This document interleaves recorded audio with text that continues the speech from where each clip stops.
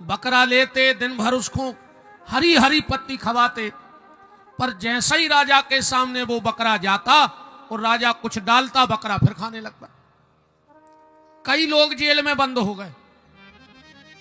वहां से एक महात्मा निकले, उनको राजा की शर्त का पता लगा।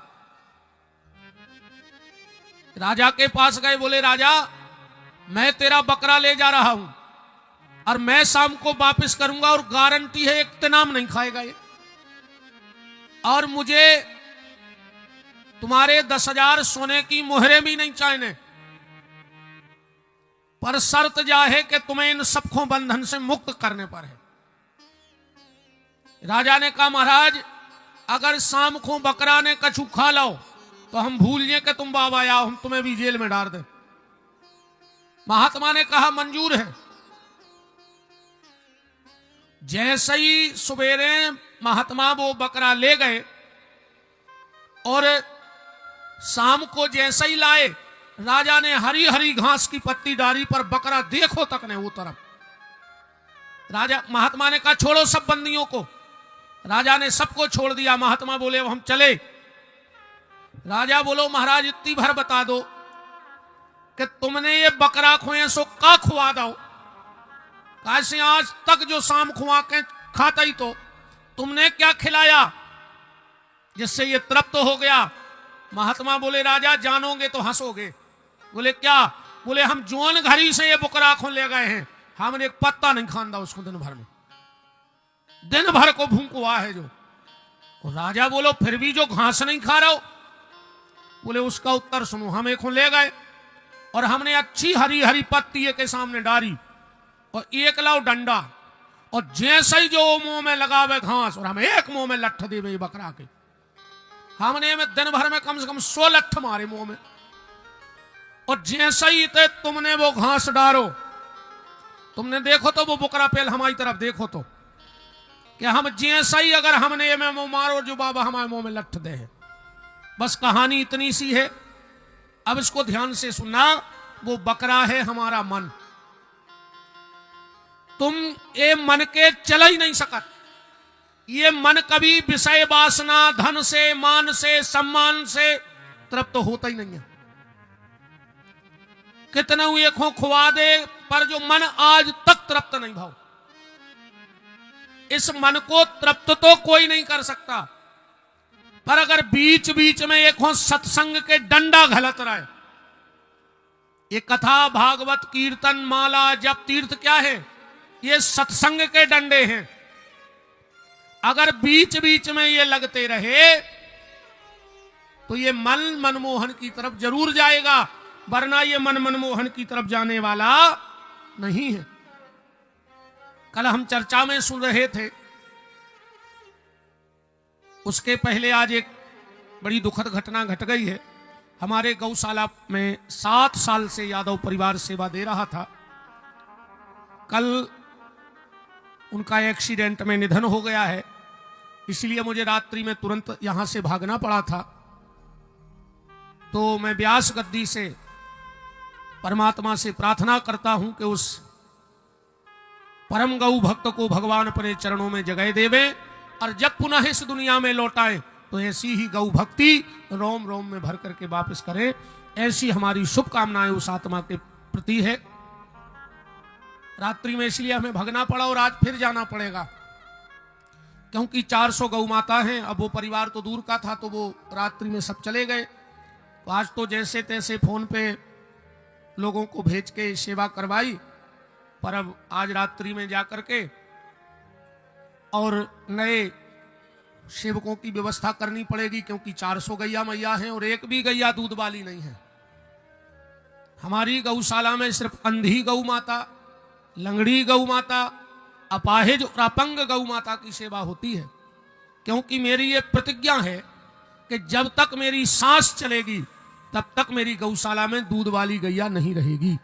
सिर्फ अंधी, लंगड़ी, अपंग, अपाहिज गौ माता की सेवा होगी। तो सातमा को मैं यहां से भगवान के चरणों में वास मिले ऐसी मंगल शुभकामना करता हूं, और मेरी पूरी सहानुभूति उस परिवार के साथ है। जब भी जैसी मेरी जरूरत उस परिवार को पड़ेगी तो उस 7 साल की गौ भक्ति का कर्ज तो नहीं, ब्याज चुकाने की मैं कोशिश करूंगा। कल आप चर्चा में सुन रहे थे महाभारत की चर्चा को। देखो, महाभारत से हमें कुछ शिक्षा लेनी चाहिए। एक एक पात्र महाभारत का अपने जीवन में उतारो। पहली शिक्षा, पांडु की तरह काम इच्छा के पीछे पागल मत बनो। पांडु की तरह काम इच्छा के लिए पागल मत बनो। काम इच्छा के चक्कर में पांडु के प्राण निकल गए, कथा तो आप सब जानते हैं। एक बार महात्मा किदंब अपनी पत्नी के साथ हिरण और हिरणी बन करके संसार के काम वासना में थे। पांडु ने बाण मार दिया और एक ही बाण में दोनों भिद गए। किदंब ऋषि ने पांडु को श्राप दे दिया, जिस दिन भी पत्नी के पास गलत भाव से जाओगे उसी दिन तुम्हारे प्राण निकल जाएंगे। एक दिन माधवी स्नान कर रही थी, पांडु अपने आप को न रोक पाए और प्राण निकल गए। इसलिए कभी काम इच्छा के पीछे पागल मत बनो, वरना तुम्हें प्राण देने पड़ेंगे। युधिष्ठिर की तरह जुआ मत खेलो। और 2 चीजों से तो कोशिश करना कि वहां बैठना ही मत। पहला जुआ के फल पे और दूसरा ठेका पे। भगवान से प्रार्थना करियो कि हे राम, अगर कबहू हमें बैठा रो तो ठेका पे ने बैठा रियो। ठाकुर तुम अपनी कथा में बैठा लियो, सोमाओ जीवन सफल हो जाने। और तुम्हारे भी ध्यान रखियो कि जितने जने ठाकुर की कथा में बैठ गए, अब ठेका पे ने बैठियो। ना तुम्हारी तो बदनामी हुई है, संगे धर्म की भी बदनामी हुई है कि दिन में भागवत सुन रहे, रात में पग्गा पी रहे। तो या तो उतई बैठ गयो, फिर तेनों ने भगत आइयो। जुआ मत खेलना। जुआ का फल ऐसी जगह है, धर्मराज युधिष्ठिर साक्षात धर्म, और जब भी वो जगह पे बैठ गए तो इतनी मति खराब हो गई कि दाव में घरवारी खेल गए। अपनी तुपनी कागत हुई है, जा बताओ कितनी मति भ्रष्ट भाई कि जुआ के दाव में घरवारी लगा दी द्रौपदी। इसलिए कभी भी जुआ मत खेलना। और नातर जिन जिन ने जुआ खेला है, जाकर उनके घर को देखो। 2 चीजों में आज तक कोई सफल नहीं हुआ, एक शराब पीने वाला और एक जुआ खेलने वाला। इसलिए इन दोनों चीजों से बचना। तीसरी शिक्षा महाभारत से ये लेना, भीष्म पितामह से। कभी भी कोई अनुचित प्रतिज्ञा मत करना। भीष्म ने एक प्रतिज्ञा कर ली, मैं हर हाल में हस्तिनापुर की गद्दी के लिए समर्पित रहूंगा। यह प्रतिज्ञा गलत थी, और हमारे हिसाब से तो कोनो प्रतिज्ञा करो ही नहीं चज्जे। कैसे जितनी प्रतिज्ञा भाई हैं वे टूटवे ही के लाने भाई हैं। को की प्रतिज्ञा चलता ही नहीं है। कोई ऐसी प्रतिज्ञा मत करो, क्योंकि प्रतिज्ञा होती ही टूटने के लिए है। अरे दुनिया की तो छोड़ो, जो उनकी तुम कथा सुन रहे, इनकी प्रतिज्ञा नहीं रही। क्या प्रतिज्ञा करी थी इनने महाभारत के युद्ध में? मैं प्रतिज्ञा करता हूं महाभारत के युद्ध में अस्त्र शस्त्र नहीं उठाऊंगा, यह मेरी प्रतिज्ञा है। किसी ने भीष्म से कहा कि भगवान ने प्रतिज्ञा कर ली कि हम अस्त्र शस्त्र न उठें। भीष्म बोले तो सुनो, आज जो हरि ना शस्त्र कहाऊं तो शांतन सुत न कहाऊं। हम एक बाप के ने कहा है, अगर आज शाम तक हथियार न उठवा दे तो। भगवान से कौन ने कही कि मैं ऐसी कह रहा है? भगवान बोले जाके कह दो कि हम भी एक बाप के ने कहा है कि उठा ले तो। भीष्म कह रहे हमने न उठवा दे हथियार तो एक बाप के नहीं, अब भगवान कह रहे उठा ले में तो हम एक बाप के नहीं। और हुआ क्या? हुआ ये अर्जुन का रथ का पहिया जमीन में धंस गया। भीष्म ने बाणों की बौछार कर दी, भगवान वही रथ का पहिया लेके मारने दौड़ पड़े। और जैसे ही भीष्म को मारने दौड़े, भीष्म तुरंत रथ से कूदे, धनुष फेंक के भगवान के सामने हाथ जोड़ के खड़े हो गए। भगवान बोले युद्ध करो। भीष्म बोले हमारी इतनी मजाल है कि तुमसे लड़ सके। बोले फिर यह क्या नाटक है? बोले हमें तो तुम्हारी प्रतिज्ञा तोड़वानी थी। भगवान बोले टूट गई। बोले टूट गई। भीष्म बोले पर जा बताओ का तुम एक बाप के नहीं? भगवान बोले मतलब? बोले तुमने प्रतिज्ञा करी थी कि एक बाप के हुए तो नहीं उठे, अब फिर तुमने उठा ले मतलब एक बाप के नहीं? भगवान बोले सही में नहीं। क्या सुंदर जवाब दिया भगवान ने भीष्म को। बोले घनश्याम सुनो भक्त भीष्मराज, जग में जन्म देने वाले मेरे हजार हैं। पृथ्वी खंभ पाषाण हूं से प्रगट होत, कहानो गिनाऊं मोरे अमित अवतार हैं। कोऊ कहत मोखो बसदेव देव की को लाल, कोऊ कहत मैं तो दशरथ को कुमार हूं। और जो के एक बाप होए लाज बाखों लागवे, कहानो गिना दऊं मोरे बाप भी हजार हैं। हमने जा कही थी एक बाप के हुए तो नहीं उठे, ने हम एक बाप के आए ने कोई दिक्कत। बात सिर्फ मैं ये कह रहा हूं आपसे, कोई प्रतिज्ञा मत करो। अगर प्रतिज्ञा करने हैं तो सिर्फ एक प्रतिज्ञा करो ये जीवन में, दूसरी प्रतिज्ञा को कोई मतलब नहीं। पूरी जिंदगी में अगर प्रतिज्ञा करने हैं तो एक ही प्रतिज्ञा करियो कि मैं प्रतिज्ञा करता हूं कि इसी मनुष्य देह से उस परमात्मा को प्राप्त करके रहूंगा। मैं ये प्रतिज्ञा करता हूं। और कोई प्रतिज्ञा मत करो जीवन में, सिर्फ एक प्रतिज्ञा कि अगर मनुष्य तन मिला है तो मैं माधव को प्राप्त करके रहूंगा। यह प्रतिज्ञा करो। कर्ण की तरह दुष्ट का संग मत दो। कर्ण ने दुर्योधन को संग दो, दुष्ट का संग कभी मत देना। दुष्ट आदमी कभी किसी का हो ही नहीं सकता। दुष्ट आदमी होता है सांप की तरह। सांप को तुम 20 साल तक दूध पियाओ, पर का वो तुम्हें अमृत दे सकत? वो तो जब भी उगल है जब जहर ही उगल है। टेबल तो दुष्ट आदमी का साथ मत दो। ऐसी दोस्ती बिल्कुल न करियो जो आजकल के लड़कों की दोस्ती चल रही। आजकल के लड़का कहते हैं तुम्हें दोस्ती की कसम है, एक पेयक तो ले नहीं पर है। कछु कछु कहते ने पियो तो हम मरो मो देखो, हम सांगरे ने भयार ना हम गरे पे लात धर देते तुरंत। काल मरते सो अब्बाई मार जा दारूगा तो से मोरी विधि क्या है? बताओ दारू खोरों से का दोस्ती? दो लोगों से कभी भी दोस्ती मत करना। पहली प्याली वाले से। शराबी किसी का दोस्त नहीं होता जब वो खुद के मोड़ी मोड़ों को नहीं है, खुद की घरबारी को नहीं है, खुद के बहुदद्दा को नहीं है, वो तुम्हारा का हो जाए। शराबी किसी का दोस्त नहीं होता। तो पहला गाली वाले से, प्याली वाले से, और दूसरा गाली वाले से। आजकल इन लड़कों में एक नई फैशन जाए आ गई जी, एक दूसरे को गाली दे के बात करने लगे। और इतनी गंदी गाली दे तो मां बहन की तक गाली दे दे। बाप ने अगर 10 बजी राते जा पूछ ली कि भैया कहां हते, लड़का ने बाप से बोल वो बंद कर दो। आज की औलाद को तुम डांट नहीं सकत ना, बाप बोले है ही नहीं तुमसे। बोलो गलत कह रहे हो तो डांट सकत तुम अपने मोड़ा, वो बोले है ही नहीं। बाप ने अगर जा पूछ ली कि 10 बजे तक कहां हते, तुमने बाप से बोल वो बंद कर दो। और तुम्हारे दोस्त तुम्हारे घरे में हाथ डाल के मां बहन की गाली दे रहे, तुम्हारी कहा तुम्हारे बिल्कुल ही मार गई। आज के बाद जो दोस्त गाली दे के बात करें, सबसे पहली लात तो मुंह में मारियो।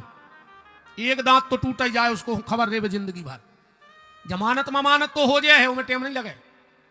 तन्नक रेट बड़े हैं पुलिस के पास। पहले 100 में आती, अब 112 में आ रही। 12 रुपया बड़े हैं, इससे ज्यादा कुछ नहीं।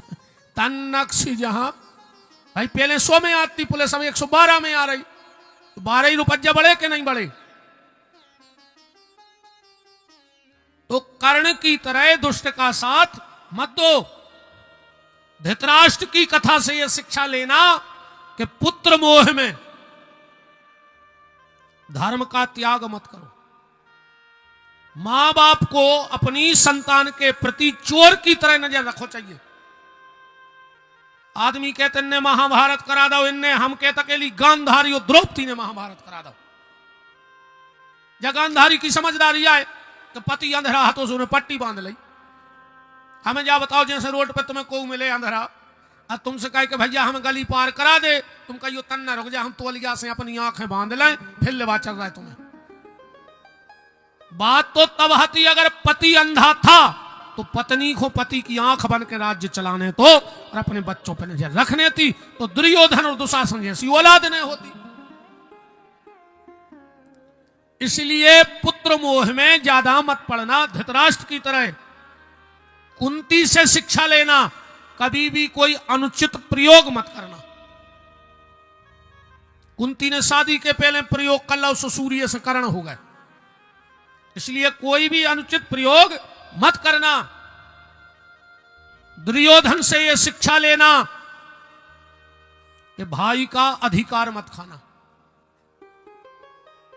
और जा तो हम चैलेंज कैसे कह सकते हैं, जे ने भैया बांटन में गद्दारी करी होए वो की औलाद कुत्तों से खराब हो जाए। भैया बांटन को हक कबू ने खाइयो, जिंदगी में सब करना, पर भाई के हिस्से का अधिकार मत खा लेना। दुर्योधन का सर्वनाश हो गया खाली भाई का हक खाने से। द्रोणाचार्य की कथा से यह शिक्षा लेना, कभी भी अर्ध सत्य पे भरोसा मत करना। आधी बात सुन के पागल नहीं हुई हो जब तक उस बात को पूरा ना समझ लो। द्रोणाचार्य ने सुना अश्वत्थामा मारा गया, हथियार छूट गए, जबकि मरो तो हाथी। इसलिए कभी भी अर्ध सत्य पे भरोसा मत करना। यह महाभारत की कथा हमें और आपको सिखाती है।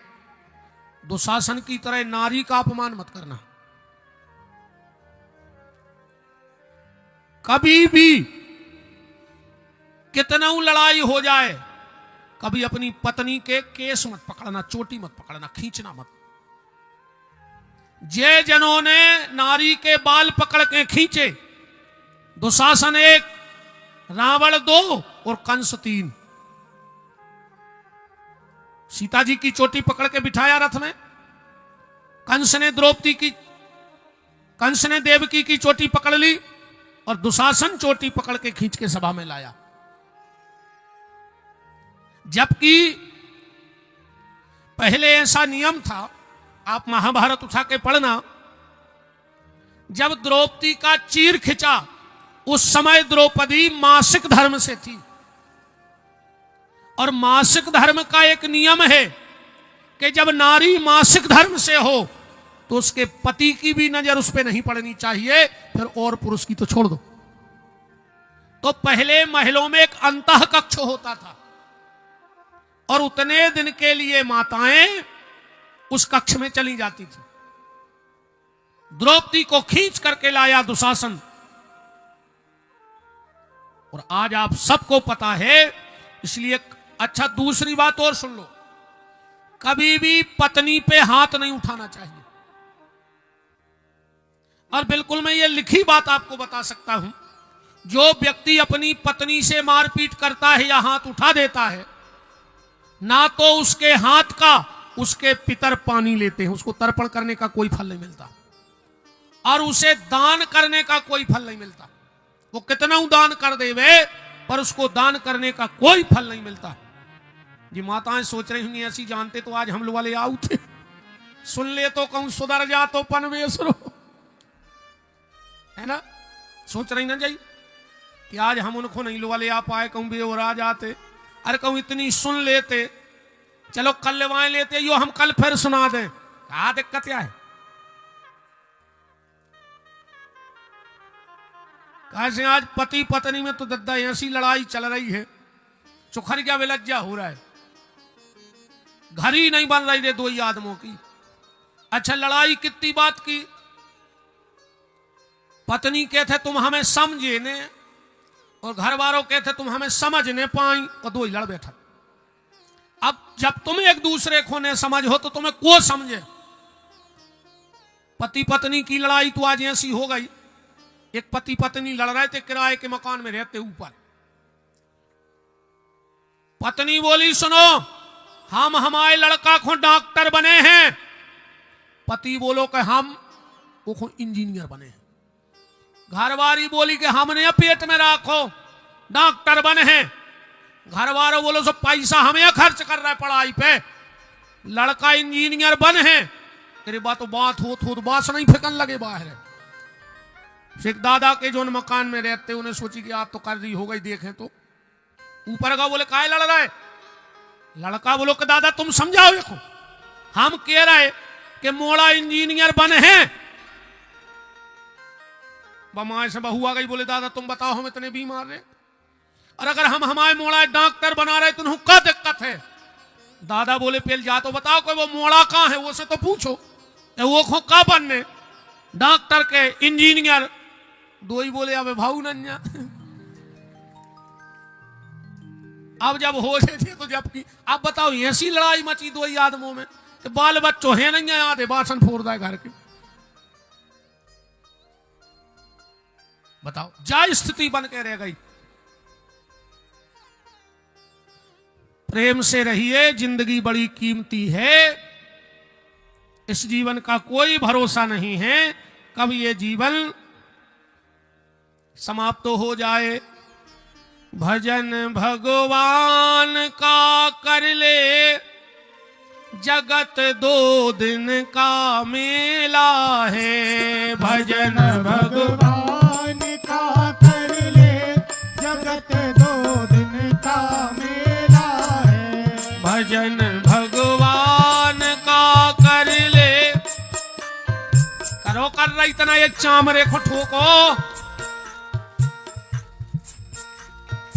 इतने काम के नहीं तुम के मोनी मोनों से कह दो कि खाल पटा लियो, एक ठेला बनवा लियो, और इतवार को खिमला सा के बाजार से सब्जी ले अजो।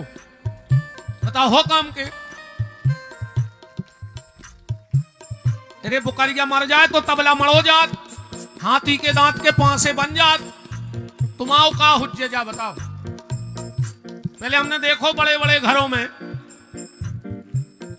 12 सिंगा हिन्नों की गर्दनें पकी पकाई टंगी रहती बड़े बड़े बाखरों में।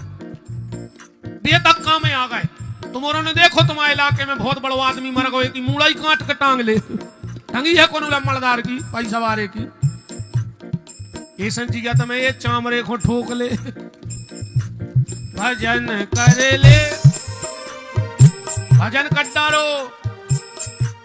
भजन भगवान का कर ले, जगत दो दिन का मेला है। भजन भगवान का कर ले, जगत दो दिन का मेला है। जो करना है तो अब कर ले, चले जाने की बेला है। करना है सो अब कर ले, चले जाने की बेला है। जो करना है सो अब कर ले, चले जाने की बेला है। जो करना है सो अब कर ले, चले जाने की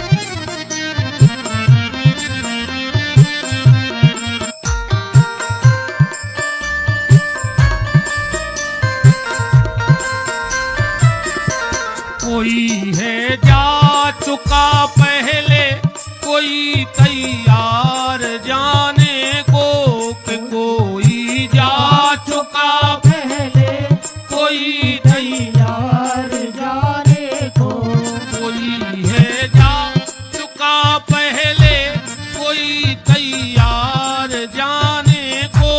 कोई है जा चुका पहले, कोई तैयार जाने को। भजन भगवान का कर ले, जगत दो दिन का मेला है। भजन भगवान का कर ले, जगत दो दिन का मेला है। हरि बोल।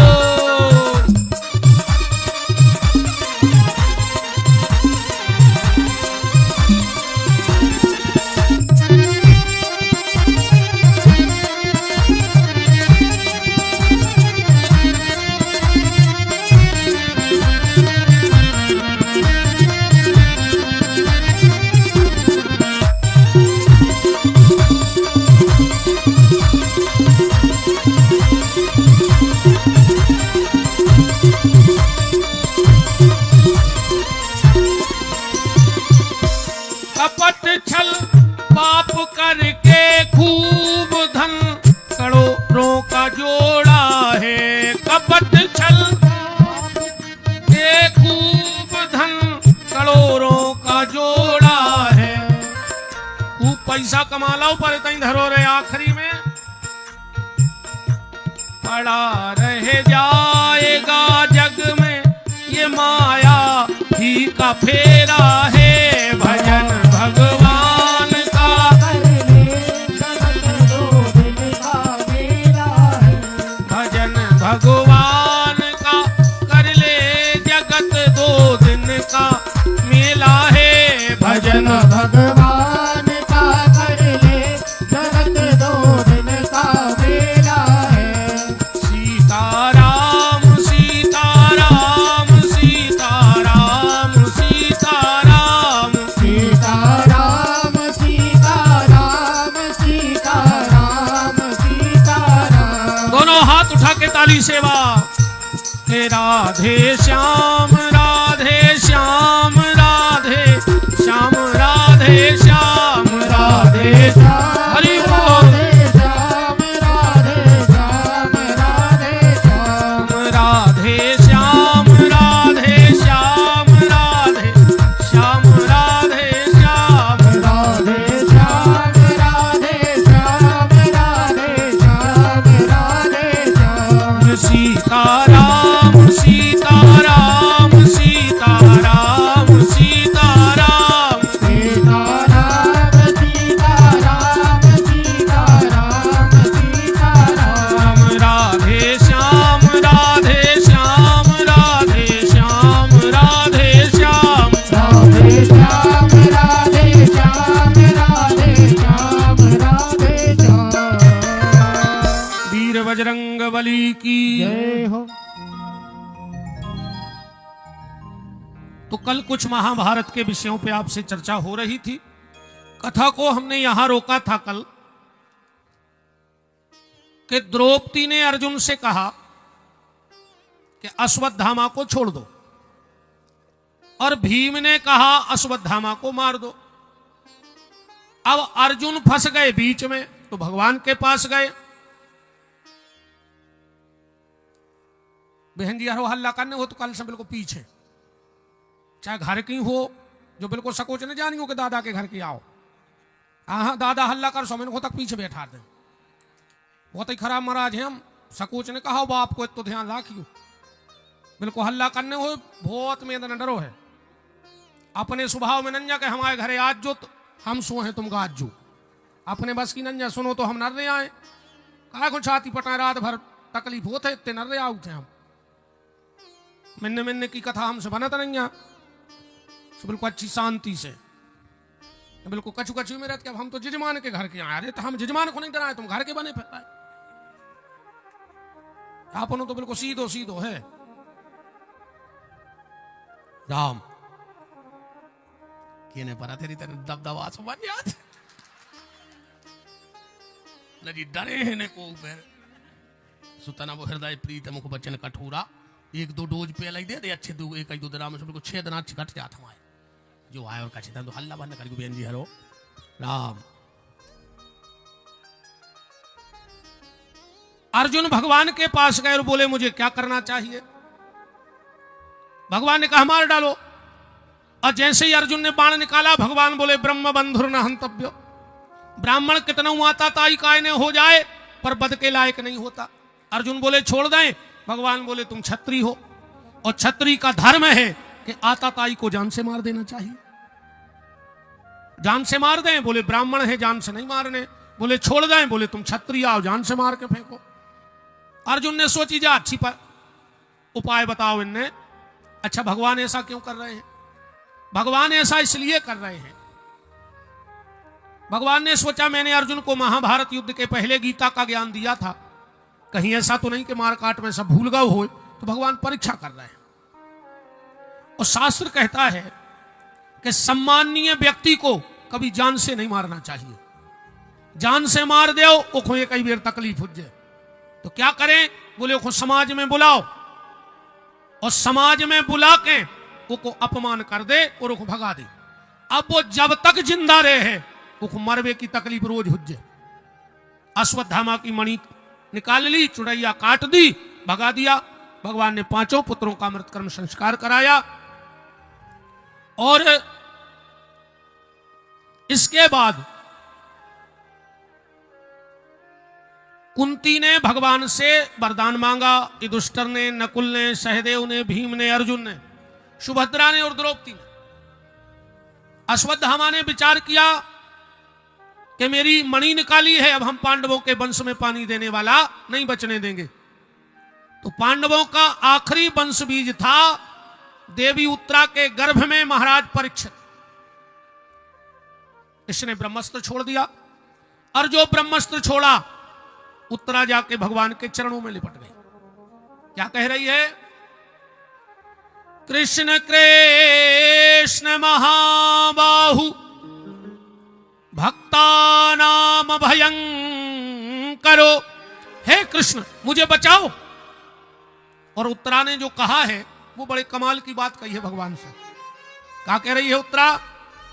बोले प्रभु मैं मर जाऊं मुझे कोई तकलीफ नहीं है। आज नहीं तो कल, कल नहीं तो परसों, परसों नहीं बरसों के बाद तो मरना ही है। आज मर जाऊं क्या दिक्कत है। प्रभु मुझे मेरे मरने का दुख नहीं है। मेरा बच्चा मर जाए मुझे कोई दुख नहीं है, पर कहीं आपके नाम पे कलंक ना लग जाए। भगवान बोले तुम्हारे मरे और तुम्हारे बच्चा के मरे से हमारे नाम पे का कलंक लगे है। और उत्तरा का जवाब सुनना। उत्तरा बोली प्रभु कल को लोग ये कहेंगे कि जिसकी कई पीढ़ियां श्री कृष्ण की सेवा में रही आज उसकी पीढ़ी में कोई पानी देने वाला नहीं बचा, तो कल को कौन तुम्हारा भजन करेगा। भगवान बोले वाह उत्तरा वाह, काम भी ले लिया और एहसान भी नहीं मान रही हो। 1 मिनट नहीं लगा भगवान को उत्तरा के गर्भ में प्रवेश कर गए। महाराज परीक्षित को बचाया और दुनिया में देवी उत्तरा को वो सौभाग्य मिला जो आज तक किसी भारत की माता को सौभाग्य नहीं मिला। भारत की किसी माता ने भगवान को जन्म दिया, भारत की किसी माता ने भक्त को जन्म दिया, पर धन्य है देवी उत्तरा जिसके गर्भ में भगवान भी बैठे हैं और भक्त भी बैठा है, परीक्षित भी बैठे हैं और परीक्षक भी बैठे हैं दोनों। परीक्षित जी का जन्म हुआ, बड़ा उत्सव मनाया गया और भगवान जा रहे थे द्वारिका। सो द्वारिका जाते हुए भगवान रुक गए। क्यों। भगवान का एक भक्त है जिसका नाम है भीष्म।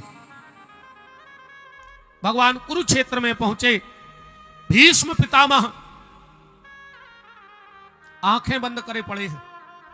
27 दिन हो गए भीष्म के लाने।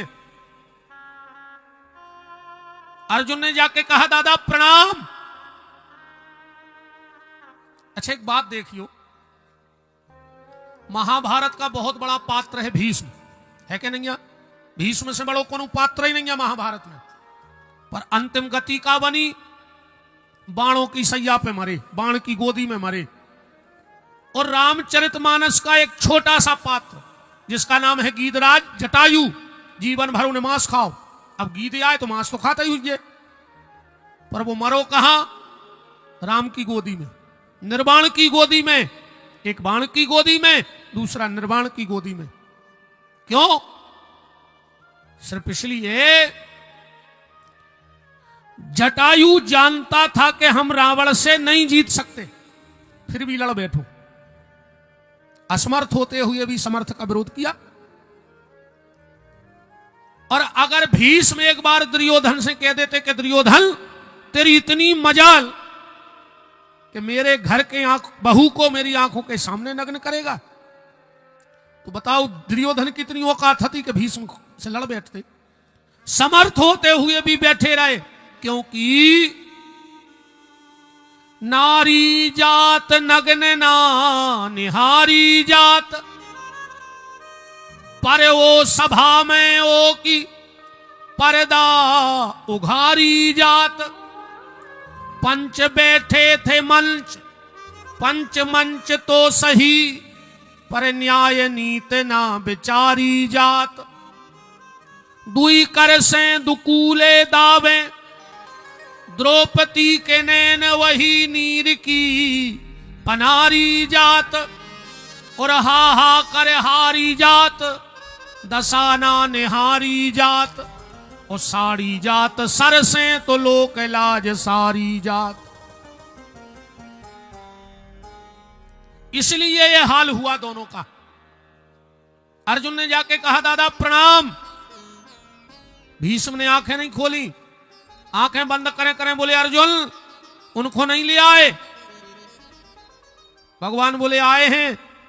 भीष्म ने आंखें खोली, आंखों से जल की धार बहने लगी। भगवान बोले दादा रो रहे? भीष्म बोले रो नहीं रहे प्रभु, हम इन हाथों से आपके चरण तो धो नहीं सकते, आज अपने आंसुओं से आपके चरण धो रहे हैं जनार्दन। भीष्म बोले प्रभु या तो आदमी भाग्यशाली होता या दुर्भाग्यशाली, हमारे दो ही संगे आ गए। बोले कैसे? बोले हमारा भाग्य जो है, हमने प्रतिज्ञा करी थी कि जब सूर्य उत्तरायण हो जाएगा, जब सूर्य उत्तरायण हो जाएगा तो हम प्राण त्यागेंगे, पर मेरे यहां तो दो दो उत्तरायण खड़े हैं। भगवान बोले दो दो? बोले एक सूर्य उत्तरायण होगा और आप उत्तरा के गर्भ में चले गए, सो आप भी उत्तरायण नहीं कहा है, इसलिए दो दो उत्तरायण। और दुर्भाग्य? भीष्म बोले प्रभु दुर्भाग्य जो है,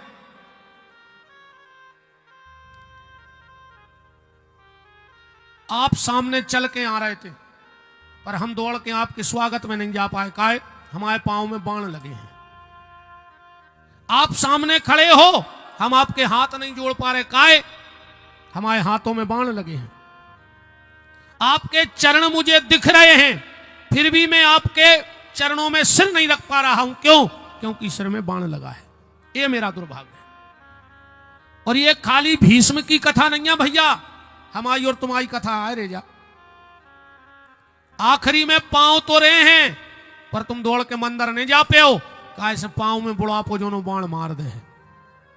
बुढ़ापे में हाथ तो रहे हैं, पर इनसे माला नहीं उठा पे हो, थप्पड़ी न बजा पे हो। भगवान की कथा में बुढ़ापे में सिर तो रहे हैं और घरे भगवान धरे रहे, फिर भी तुम जाके सिंहासन के पांव न पर पे हो। अगर तकिया पैसे गर्दन लुढ़क गई, अकुम नाती पोतों ने देख ली तो सीधी कर दें, नहीं ऐसा ही मार जाओ। तुम्हारी खुद की गर्दन सीधी नहीं हुई है, तुमसे ध्यान रखियो। इसलिए जब तक पांव चल रहे हैं दौड़ दौड़ के तीरथ कर आओ। एक होने बैठे रहो कि मोनी मोड़ा इतनी सी सफेद थैलिया में हाड़ धर के गंगा जी जे हैं, कहीं कहा फूल लेके जा रहा है, वो तो गंगा जी को तुम्हारे हाड़ या चाहे ने। एक आध बार तुम्हें डूबे आओ वार जिगत में, हम के ज्यादा नहीं यार तो दो चार पूने बरभा नहीं की कर ले, नहीं आखिरी में तो यूरिया की बोरी में ले आइए हैं खारी। अरे कहूं कोरोना लग गओ तो तई डरे रहे हो कि आम के मिला सही की दरी में, क्या के नहीं पहुंचे हाड़। पुलिस वालों ने बेहरी रे पाइप दाए हैं कि कछु हुआ वे निशान बने हैं, ध्यान रखियो। हमारे लड़कों से